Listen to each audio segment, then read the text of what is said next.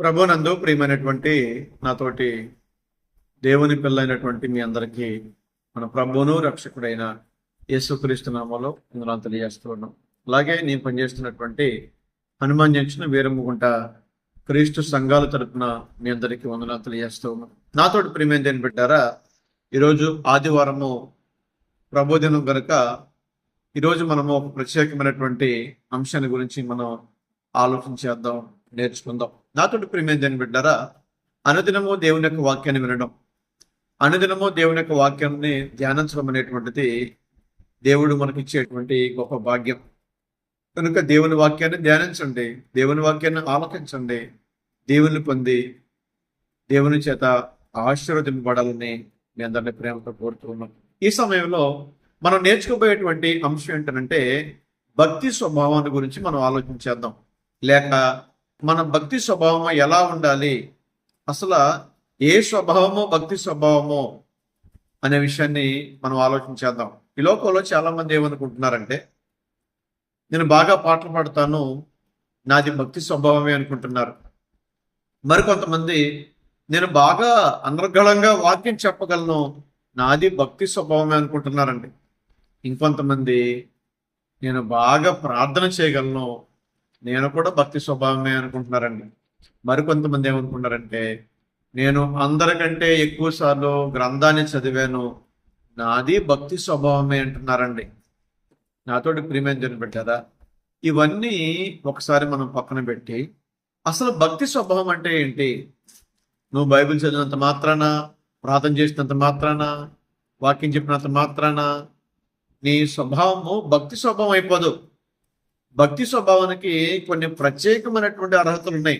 అవేంటి మనం ఆలోచించేద్దాం. మొదటిగా నీ భక్తి స్వభావం ఎలా ఉండాలంటే, ఏది నిజమైన భక్తి స్వభావం అంటే ప్రాచీన స్వభావాన్ని విసర్జించడమే. ఇంకా చెప్పాలంటే ప్రాచీన స్వభావాన్ని చంపడమే భక్తి స్వభావం. మీరు క్రీస్తుని అంగీకరించిన దగ్గర నుంచి వేటిని మీరు చంపగలిగారు? పరిశుద్ధ గ్రంథంలో ఎఫెసీ పత్రిక 4వ అధ్యాయము 24వ వచనాన్ని మీరు ఆలోచన చేసినట్లయితే, 4వ అధ్యాయము 24వ వచనాన్ని మనం చదివినట్లయితే దేవుని వాక్యము మనకి ఇలాగూ సెలవిస్తూ ఉంది. 4వ అధ్యాయం 24వ వచనం చదువుకుందాం. నీతియు యథార్థమైన భక్తి గలవారై దేవుని పోలుగా సృష్టింపబడిన నవీన స్వభావము ధరించుకునుడి. నవీన స్వభావం అనే దగ్గర పుట్టినట్లో ఏముందో చూడండి. కింద నవీన స్వభావం అనే దగ్గర నవీన పురుషుణ్ణి అంటే పాత పురుషుణ్ణి చంపేయాలి, పాత స్వభావాన్ని చంపేయాలి. నేను తాగుతాను, అదే నాకు ప్రపంచం అనే స్వభావం. నేను జాగ్రత్త చేస్తాను, అది చేయకపోతే ఉండలేననే స్వభావము. నేను బూతులు తిడతాను, తిట్టకుండా ఉండలేననేటువంటి స్వభావము. నేను లోక సంబంధిగా అబద్ధాలు ఆడతాను, ఆట లేకుండా ఉండలేని స్వభావము. దీన్ని ఏమంటారంటే ప్రాచీన స్వభావం. దీన్ని వదులుకోవాలి. దేవుని పిల్లలైనటువంటి వారు వారి యొక్క స్వభావము సరైనదైతే, వారి స్వభావము భక్తి స్వభావం అయిందైతే, వాళ్ళు చేయవలసినటువంటి మొట్టమొదటి పని పాటలు పాడటం కాదు, ప్రార్థన చేయడం కాదు, ఏమంటే ప్రసంగాలు చేయడం కాదు. స్టేజ్ మీద ఏం చేయాలి తెలుసా? ప్రాచీన స్వభావాన్ని చంపాలి. అబద్ధాన్ని చంపావా?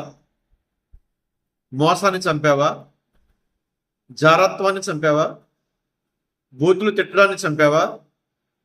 వేషధారణ చంపావా? అసూయను చంపావా? ఏం చంపావు మనం? అన్నీ మనతోనే ఉన్నాయి. మరి నీతి భక్తి స్వభావం ఎలా అవుతుంది? నీకు అర్థమైంది అనుకుంటాను నేను. నీ జీవితంలో దేవునికి నచ్చని వాటిని నువ్వు చంపకుండా ఎలాగా నువ్వు భక్తి స్వభావం అని పిలువబడతావు? నీ స్వభావము, నీ నేచర్ భక్తి స్వభావం అని ఎలా తెలుస్తుంది? దేవుడు ఎలా అంగీకరిస్తాడు నిన్ను? కొలసీ పత్రిక 3వ అధ్యాయము 5వ వచనంలో కూడా ఈ మాట మనం చూస్తాం. ఇక రెండవది మనం ఆలోచన చేసినట్లయితే, దయా, జాలి, కనికరం కలిగి ఉండాలట.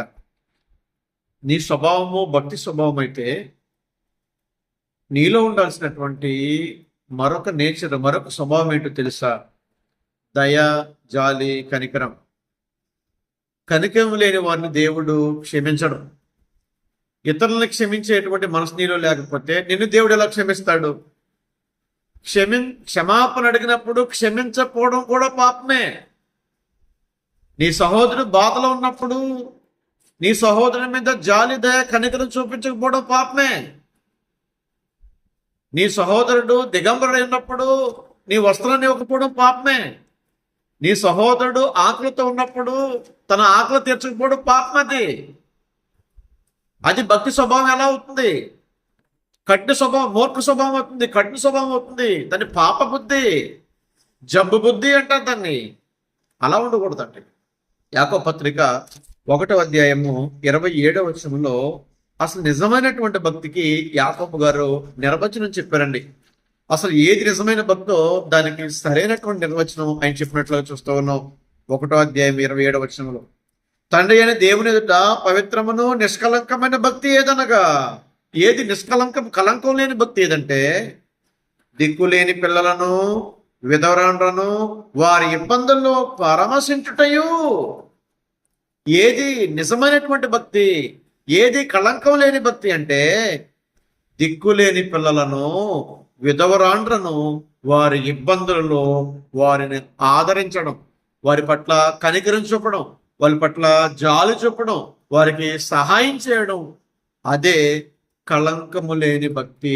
మరొకటి చూడండి అక్కడ, యహలోక మాలిన్యము తనకంటకుండా తన్ను తాను కాపాడుకునుటయునే. ఈ లోక సంబంధమైనటువంటి చెడు, ఈ లోక సంబంధమైనటువంటి మలినం అది నీ దరికి చేరకుండా, అది నీకు అంటకుండా జాగ్రత్త పడటమే నిజమైనటువంటి లేక కళంకము లేని భక్తి స్వభావం. లోకములో ఉన్న అన్నిని వంటించుకున్నాం అనుకోండి, ఈ లోక సంబంధమైన పాపమనే మురికిని వంటించుకున్నాం అనుకోండి, నీ స్వభావము భక్తి స్వభావము అనిపించుకోదు. కనుక జాలి, దయా, కనికరం కలిగి ఉండండి. అది మాత్రమే కాదు, ఈ లోక సంబంధమైనటువంటి చెడును అంటించుకోకుండా జాగ్రత్తగా దూరంగా పారిపోవాలి. ఇది భక్తి స్వభావంలో 2వ భాగం. ఇక 3వదిగా మనం ఆలోచన చేసినట్లయితే, భక్తి స్వభావంలో 3వది మనం ఆలోచన చేసినట్లయితే, ఇతరుల కొరకు ప్రార్థన చేయడం కూడా భక్తి స్వభావమే. మీ అనుదిన ప్రార్థనలో మీ కుటుంబం గురించి ఎక్కువ మీరు ప్రార్థన చేస్తారా? ఇతరుల గురించి మీరు ఎక్కువ ప్రార్థన చేస్తారా?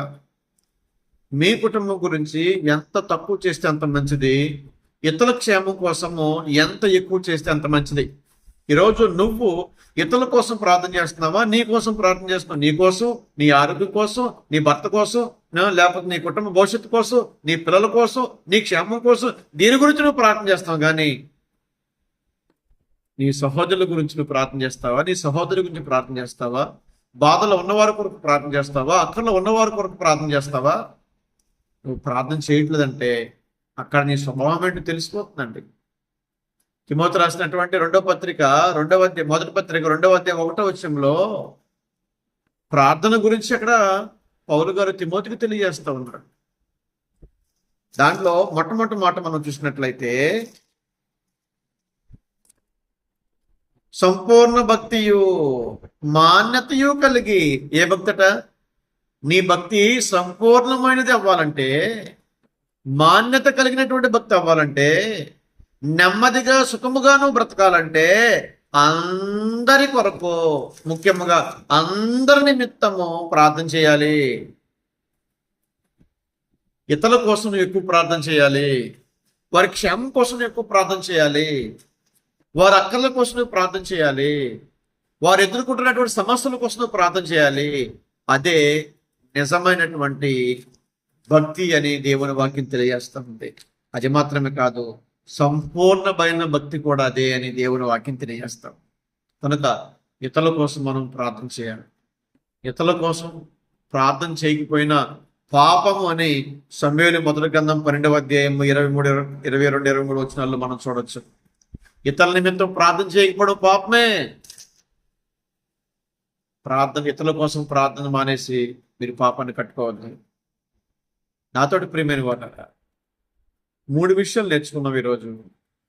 నిజమైన భక్తి స్వభావం ఏంటంటే, ప్రాచీన స్వభావాన్ని చంపడం, దయా, జాలి, కనికరం కలిగి ఉండడం, ఇతరుల కోసం ప్రార్థన చేయడం. ఎప్పుడైతే ఈ స్వభావాలు మనం కలిగి ఉంటామో, ఎప్పుడైతే ఈ నేచర్ మనం కలిగి ఉంటామో అదే మన నిజమైనటువంటి అసలు రూపం. పైకి నువ్వు ఎంత భక్తి కనపరిచినా జాలి దయా కనికరం లేకపోతే వృధానే. పైకి నువ్వు ఎంత నీతిమంతుడిగా అగపడినా నీ ప్రాచీన స్వభావాన్ని చంపకపోతే నువ్వు పాపవే. పైకి ఎంత ప్రార్థనా పరుగు కనపడినా ఇతరుల కోసం నువ్వు ప్రార్థన చేయకపోతే నీ ప్రార్థనకి ఉపయోగం ఉండదు. కనుక నిజమైన భక్తి స్వభావం కలిగి ఉండి నెమ్మదిగా సుఖముగా బ్రతికి దేవుని ఆశీర్వాదం సంపూర్ణంగా పొందుకోవాలని మీ అందరికీ వందనాలు తెలియజేస్తా ఉన్నాం.